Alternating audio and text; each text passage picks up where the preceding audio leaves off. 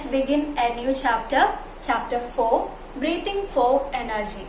So in last chapter, we discussed that the nutrients helps in producing energy inside the cells for carrying out various activities. So does this nutrient alone is enough for producing energy?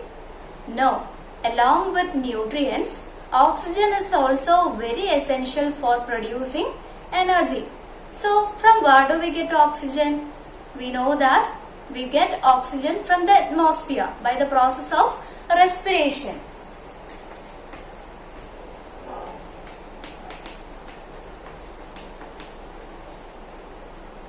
So what is respiration? Respiration means inspiration plus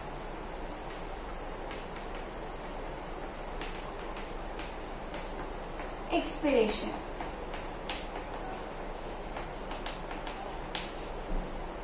So respiration means inspiration plus expiration.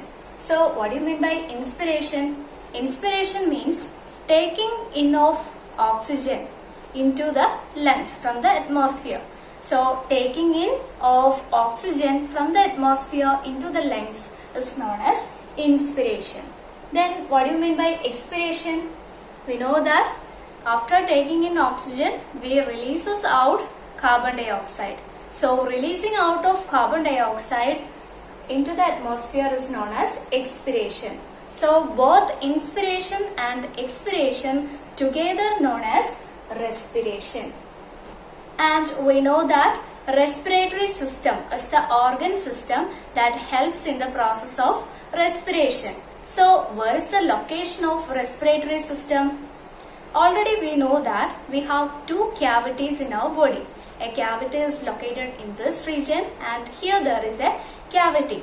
So the cavity in this part is known as thoracic cavity and this cavity is known as abdominal cavity.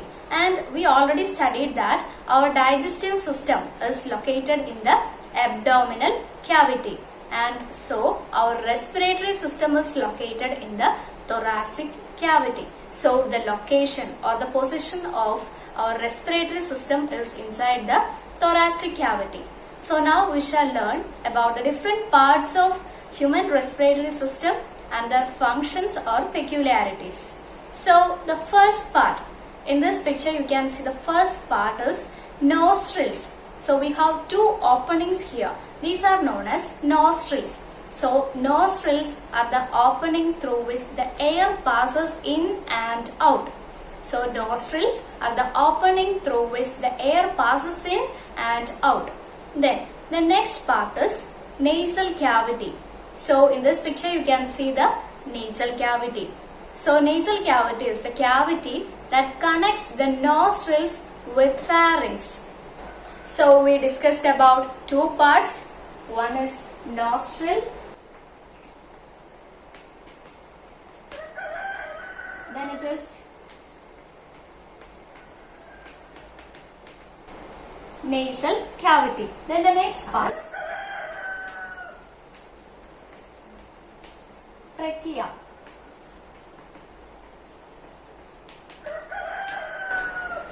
So the next part is trachea. This trachea is also known as windpipe.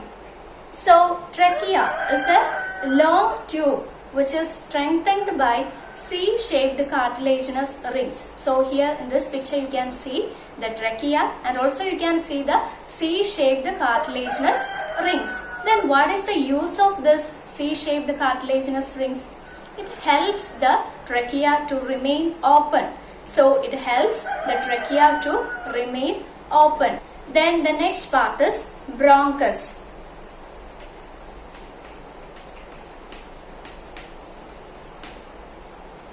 So bronchus is the branch of trachea. In this picture you can see that bronchus is the branch of trachea which enters into lungs. And this bronchus also have C-shaped cartilaginous rings. Then the next part is bronchioles.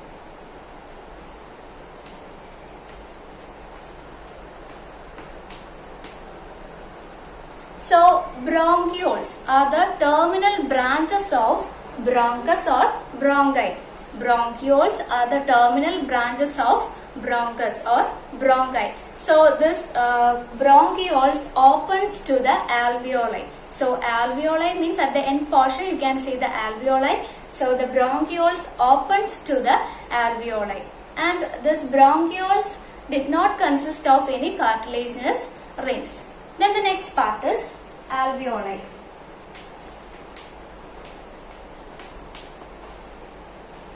Alveoli is the air sacs which you can see at the tip of bronchioles. At the tip of bronchioles you can see the alveoli. Alveoli are the air sacs and it is elastic in nature.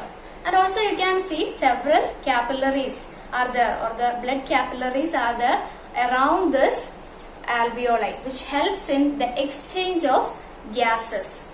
Then the next part is pleura.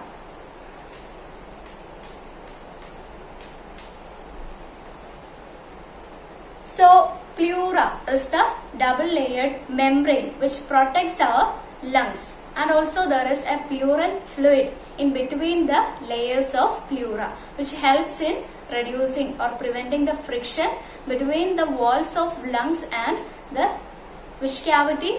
Yes, thoracic cavity. Then the last part is diaphragm.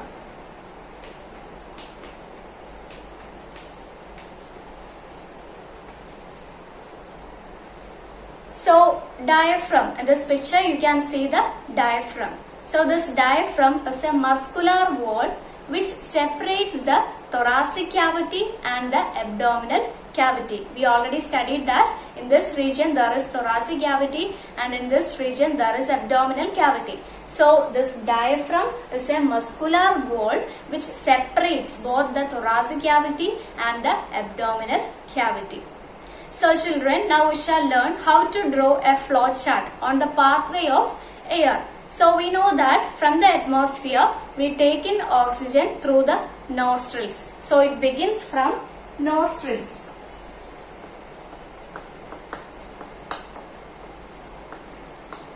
From nostrils the air enters into nasal cavity.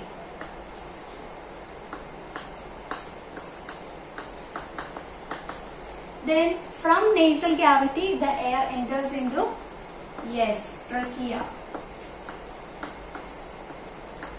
Trachea is also known as windpipe. Then from trachea it enters into bronchus. From bronchus it enters into bronchioles.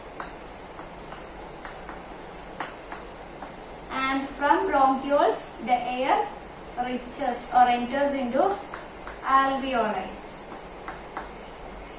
So this is the pathway of air. From the atmosphere we take in oxygen through nostrils, and from nostrils the air enters into nasal cavity.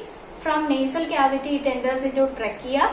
Then from trachea it enters into bronchus, and from bronchus the air enters into bronchioles, and finally the air reaches the air sac which is known as alveoli, and from alveoli the air enters into blood through the blood capillaries. So children, now we shall learn about the thoracic movements while breathing. So we can see some changes externally while breathing. What are those changes? Let us do it. So all of you please breathe in. So while breathing in, we can see that our thoracic cavity expands, isn't it? Then all of you please breathe out. While breathing out, what happens? Our thoracic cavity, yes, contracts, isn't it? So these are the visible changes that we can see externally while breathing. But do you know what all changes are happening internally while breathing? Let us find out. So while inspiring means while taking in oxygen, our intercostal muscles and our diaphragm contracts. So intercostal muscles, in this picture you can see the intercostal muscles. These are the muscles which are seen in between the ribs, and also you can see the diaphragm. So while inspiring, both the diaphragm and intercostal muscles contracts. So as a result, what happens is our ribs, it rises. Our ribs rises. So when the ribs rises, what happens is the volume of our thoracic cavity increases.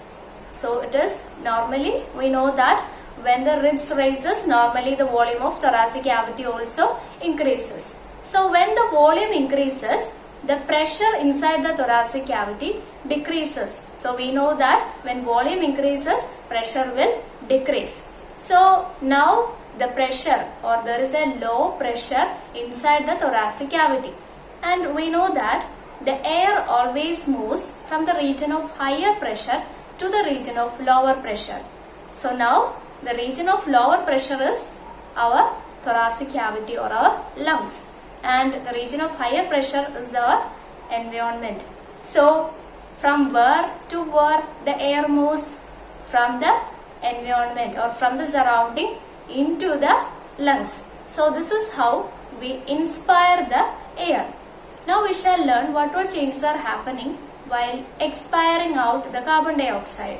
So while expiring, all the things which is just opposite to the process of inspiring takes place. So what all changes are happening?